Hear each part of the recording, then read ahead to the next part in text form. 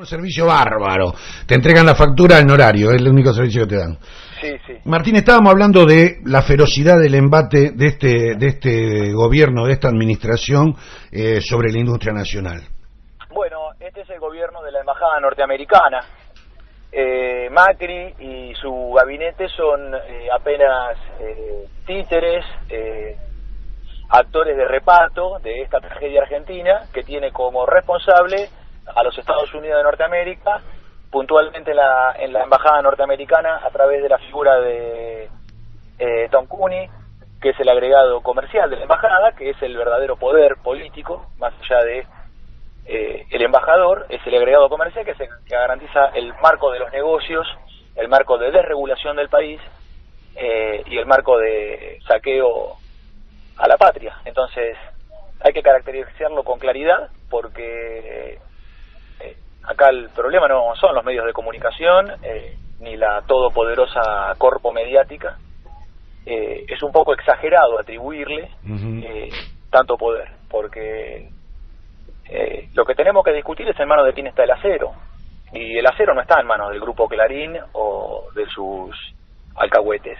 El acero está en manos del grupo Techin. El grupo Techin es una multinacional que es cinco veces más grande. Los Altos Hornos de Venezuela son 3 veces de mayor capacidad que los argentinos, es 5 veces más grande en Brasil y es bastante más grande, más de 10 veces más grande en los Estados Unidos de Norteamérica, donde está radicada hace muchísimos años.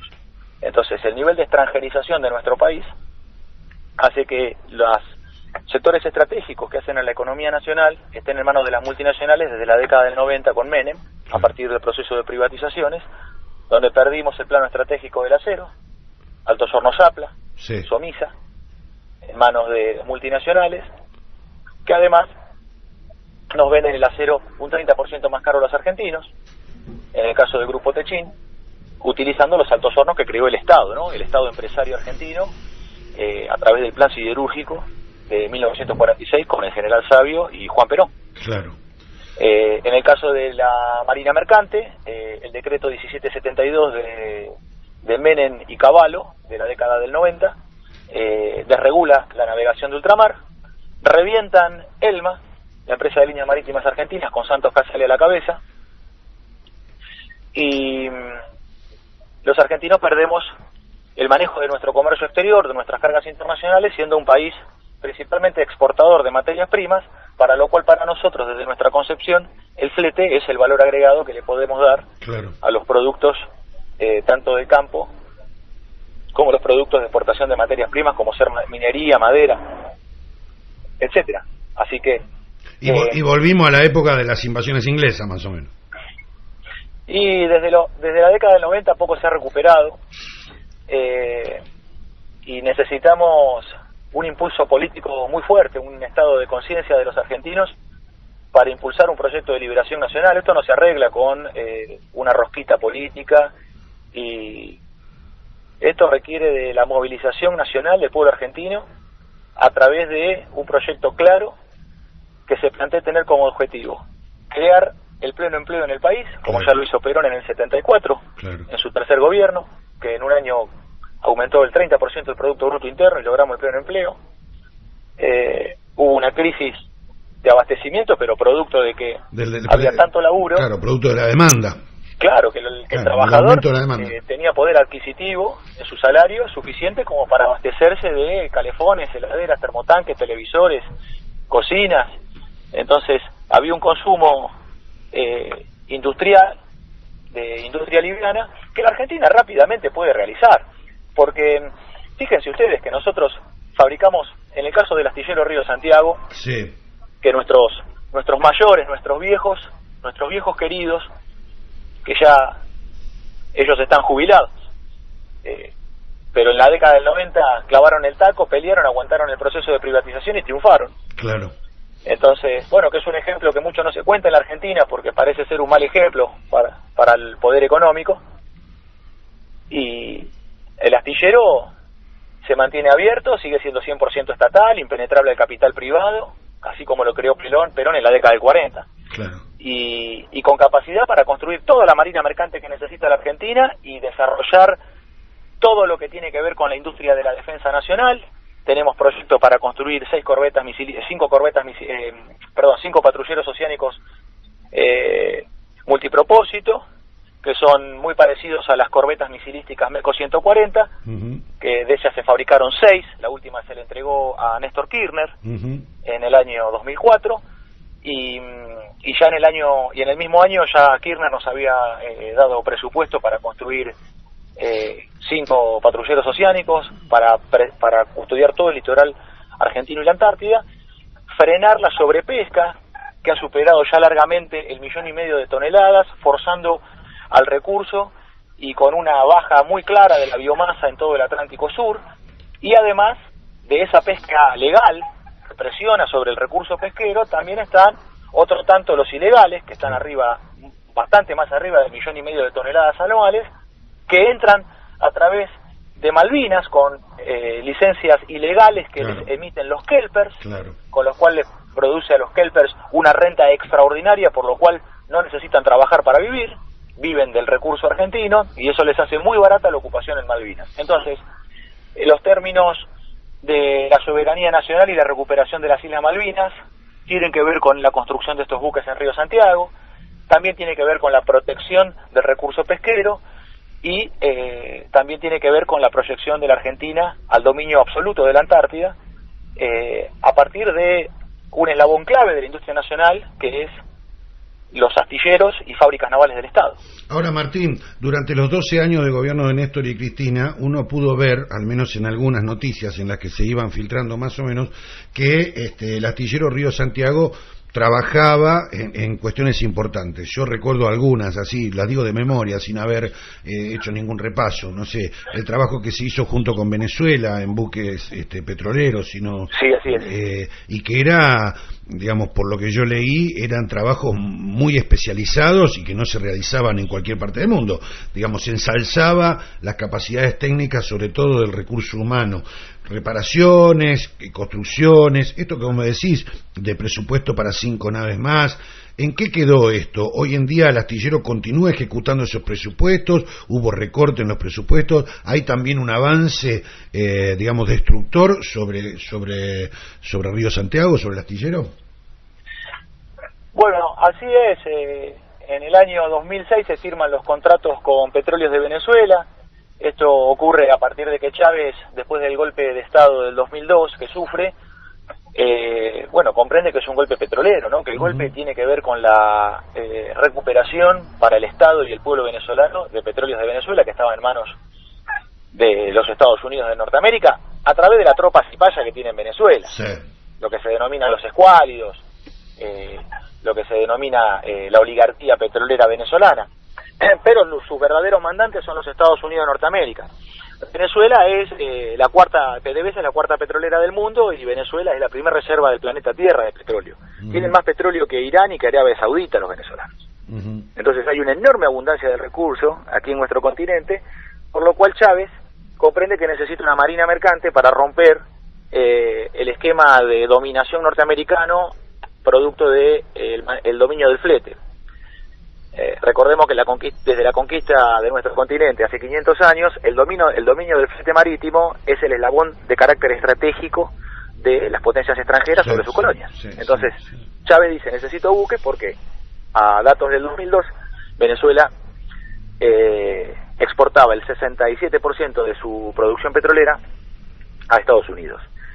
Con la compra de buques por parte de PDVSA en el gobierno de Chávez, en la Revolución Bolivariana, bajan esa incidencia del 67 al 35%, porque diversifica la cartera de clientes y le empieza a vender a los chinos y al mercado petrolero del sudeste asiático, que tiene base en Singapur. Entonces, hecho que los yanquis jamás le perdonaron. Claro, es muy importante la decisión de Chávez, es una concepción geopolítica de liberación continental, y es el camino correcto para nosotros, a nuestro modesto entender. Esos buques se contrataron en 2006, nosotros peleamos mucho para que esos contratos se dieran, compañeros nuestros han viajado a Venezuela asiduamente para sostener esos contratos, porque los querían pudrir tanto de Venezuela como desde la Argentina. Nosotros lamentamos mucho que el ex gobernador de la provincia de Buenos Aires haya utilizado presupuesto de los buques venezolanos para terminar la obra del Estadio Único de La Plata. Lo lamentamos profundamente, claro, porque eso no debería haber ocurrido. Se debería haber respetado el espíritu inicial de los contratos que firmaron Néstor Kirchner y Hugo Chávez, y no utilizar los recursos que PDVSA pagó por adelantado antes de terminar los barcos. Los venezolanos pagaron la totalidad del contrato, haberlos utilizado en obras menores y de carácter superficial y banales, como es hacer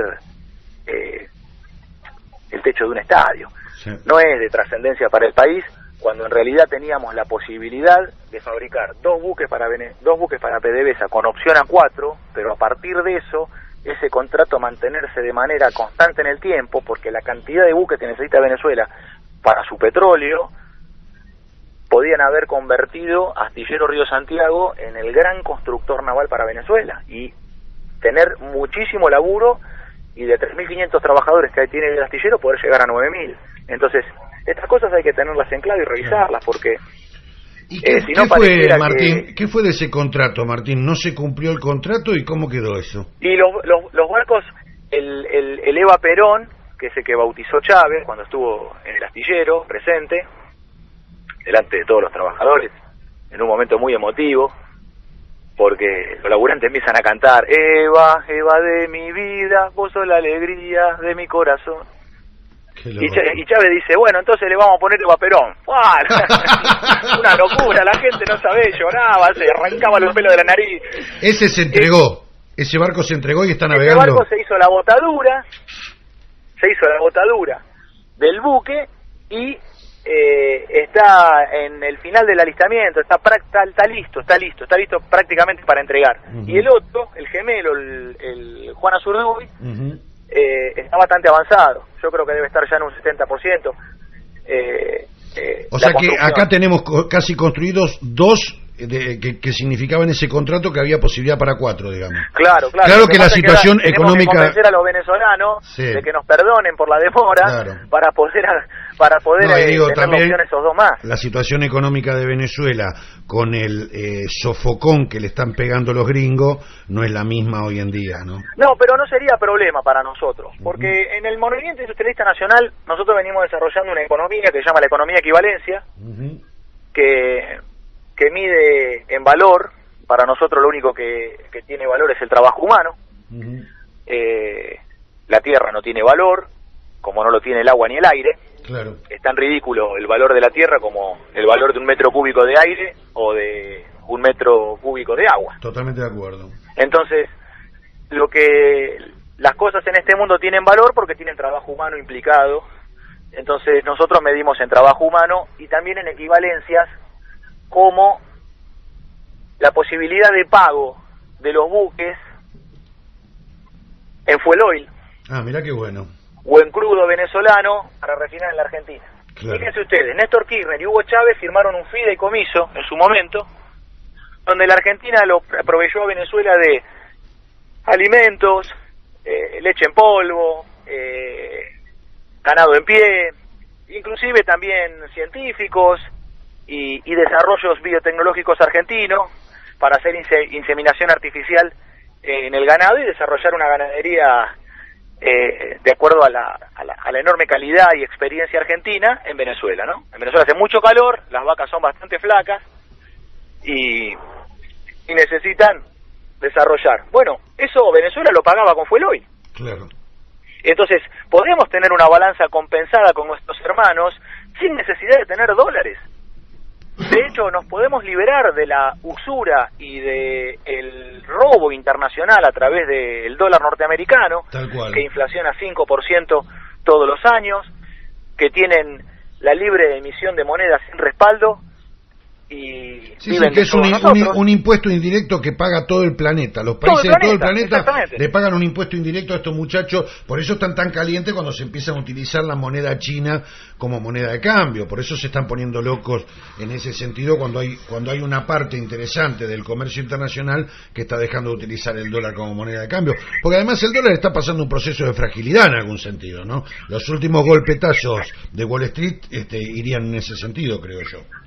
Nosotros, en el caso de ser gobierno en la Argentina, no estaríamos tan interesados por la acumulación de dólares. Claro. Los dólares, a nuestro entender, los tiene que manejar un Instituto Argentino para la Promoción del Intercambio, un IAPI, que es el actor que debe nacionalizar el comercio exterior en nuestro país, y no pueden circular dólares en la Argentina de manera libre, sino que nos tenemos que manejar en pesos, porque todos los pobres, que nos levantamos todos los días a trabajar, cobramos y vivimos en pesos. Por supuesto que sí. Vos lo que proponés es un poco la idea del IAPI. Sí, nosotros venimos impulsando un IAPI del siglo XXI, moderno, ágil, agresivo comercialmente. Contémosle un poco al oyente qué era el IAPI. El IAPI fue el Instituto Argentino para la Promoción del Intercambio, que crea Juan Perón y que maneja Miguel Miranda, el ministro de Economía, que controlaba el Banco Central y el IAPI. Miranda tenía en su mano la total concentración del poder de la emisión de la moneda, las tasas de interés y el comercio exterior. No tenía ni un pelo de tonto, Miranda. Claro. El ojalatero Miranda. Bueno, tampoco tenía un pelo de tonto el general. No, más vale, por eso en vez de darle el Ministerio de Economía a un economista, se lo dio un ojalatero. Y porque la economía es muy importante como para dársela a un economista. Es mejor dársela a alguien que tenga trayectoria industrial, indudable, que entiende mucho más el mundo y no las boludeces de las que hablan los economistas y que no explican nada, sino que se dedican a confundir a la gente en general. Entonces, en ese caso, lo que se hizo en la década del 40 con Perón fue muy claro. Perón tiene claro de que la Argentina es una colonia, hay que liberarla, y para eso hay que salir del dominio de las potencias extranjeras, principalmente que se ejerce a través del intercambio, ¿verdad? Internacional. Sí. Entonces, Perón nacionaliza el comercio exterior y el IAPI compraba toda la cosecha y todos los productos de exportación argentinos en una única ventanilla estatal. Y era esa única ventanilla estatal la que exportaba y negociaba internacionalmente. Bajo un precepto muy simple, como explicaba las cosas Perón, de que maicito por maicito los gringos no comen el maizal. Claro. Ahora, el poder del Estado de negociar contratos internacionales le permite al país tener mejores precios. Claro. Lo logró Perón levantando los precios de la carne. Claro. A la Argentina se le pagaba muy poco por su carne y Perón logra establecer términos del intercambio muy beneficiosos para la Argentina y llevando al precio internacional, porque la Argentina vendía su carne, su excelente carne, a Inglaterra a la mitad del precio, a menos de la mitad del precio internacional. Y además el IAPI, ¿qué hacía? Sustituía importaciones. Esto es lo más importante de todo, porque además de comerciar la cosecha de una sola mano, el IAPI, cuando había un pedido de importación de determinado producto, el IAPI lo que hacía era construir una agenda de sustitución de importaciones, y a través del Estado empresario argentino, lo que fue las industrias aeronáuticas y mecánicas del Estado, en la misma zona del área material Córdoba, ¿no? Sí, Córdoba, sí, de aviones, donde se fabricaron el Justicialista, se fabricó el Rastrojero, se fabricaron la Moto Puma, se fabricó el Pulqui. Entonces, había una sustitución de industria liviana, donde el Estado empresario hacía el armador de terminal y después tenía asociado en su cadena de valor miles de pymes, claro, que hacían las partes, que hacían las partes, claro. Que es la tarea de la pyme, la tarea chica de baja complejidad, porque el Estado empresario es un león que necesita cazar búfalos, claro, para comer, y en la tarea chica, cazando laucha, y necesita comerse una carretilla de laucha todos los días. Sí, te entiendo perfectamente. Entonces la pyme es un gato, que no se puede comer un búfalo, pero sí puede comer lauchas todos los días. Entonces, el Estado empresario es el gran cazador, el que maneja los grandes contratos, el que traduce tecnología, fabrica tecnología, desarrolla tecnología, o si no la importa para trabajar bajo licencia, como hemos hecho en la Argentina en miles de casos. Entonces, la nacionalización del comercio exterior tiene implicancias en la sustitución de importaciones, en la producción industrial, en la generación del pleno empleo. No es posible llegar en la Argentina al pleno empleo si no nacionalizamos el comercio exterior. Indudable. Es así, indudable, no porque el mundo nos está exigiendo que compremos trabajo de otro lado. Exactamente. O sea, en un mundo que está cerrado absolutamente sus fronteras, y que todos parecen haber leído a Aldo Ferrer y su libro Vivir con lo Nuestro, porque nadie quiere abrir nada. Los chinos, Medio Oriente, Europa, se lo dijo en la cara el presidente francés a Macri, dijo, no, acá yo tengo que proteger a mis productores agropecuarios, no voy a venir a comprarte cosas a vos, yo tengo que proteger los míos. En el medio de todo eso nosotros abrimos la frontera y pensamos en un mundo abierto con una mentalidad neoliberal de los 90 o de los 70, ¿no?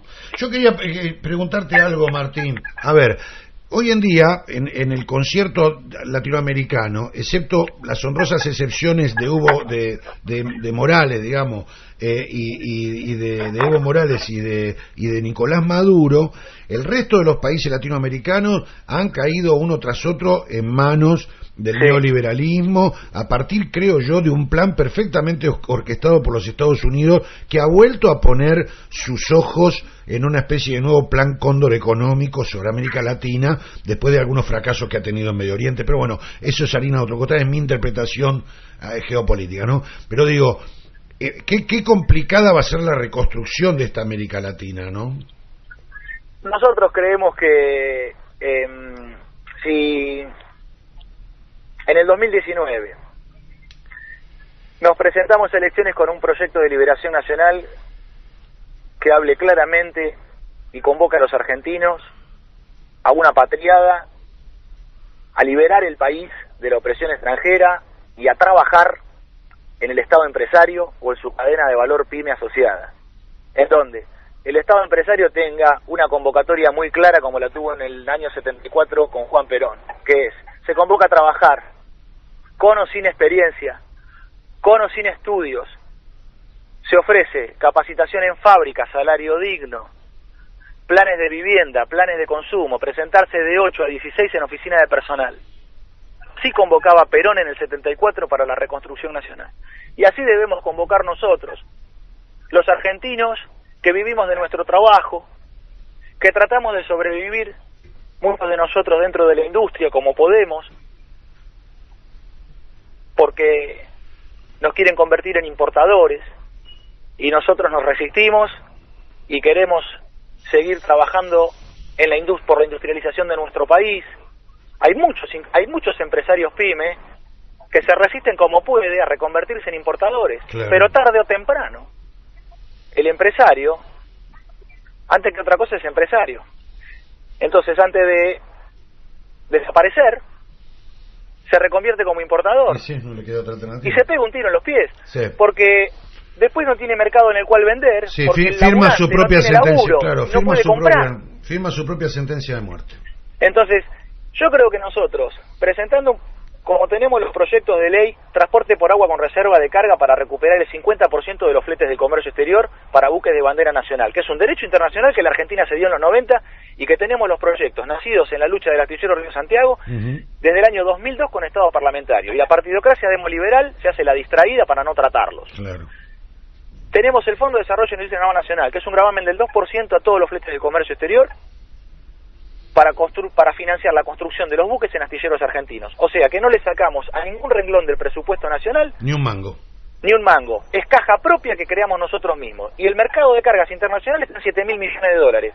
Si hacemos la mitad, tenemos un horizonte de facturación de $3.500 millones por año. Esa guita se la llevan las multinacionales del comercio exterior. No queda un mango para el país. Cargill, Continental, Bunge, Dreyfus. Claro. En el caso de los graneles, sí. Hace 500 años que dominan estas empresas el comercio exterior mundial. Y después los más modernos, que son las flotas de contenedores como Hamburg Süd, Mediterranean Shipping Company, Evergreen, Hapag-Lloyd, la compañía sudamericana de vapores, la CMA de los franceses. Sí, todas multinacionales. Todas multinacionales, muy pocas, muy concentradas, que se reparten el coto de caza argentino en paz, para poder meter la bombilla y chuparle la sangre a nuestro pueblo. Entonces hay que recuperar las reservas de cargas, es el camino que nosotros planteamos para nacionalizar el comercio exterior, desde el dominio del eslabón marítimo. Tenemos al astillero listo para crear la Marina Mercante Argentina, para volver a construirla desde cero.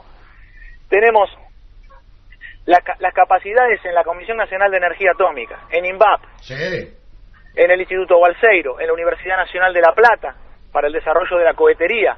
Si los argentinos somos capaces de fabricar en la Universidad Nacional de La Plata, con nuestro padrino del MINAC, nuestro presidente honorario, que es Marcos Sactis, el decano de la UNLP, facultad de prestigio internacional, donde se fabrica el vector tronador, que es el que va a elevar los satélites ARSAT a la atmósfera y integrar verticalmente el plano aeroespacial argentino.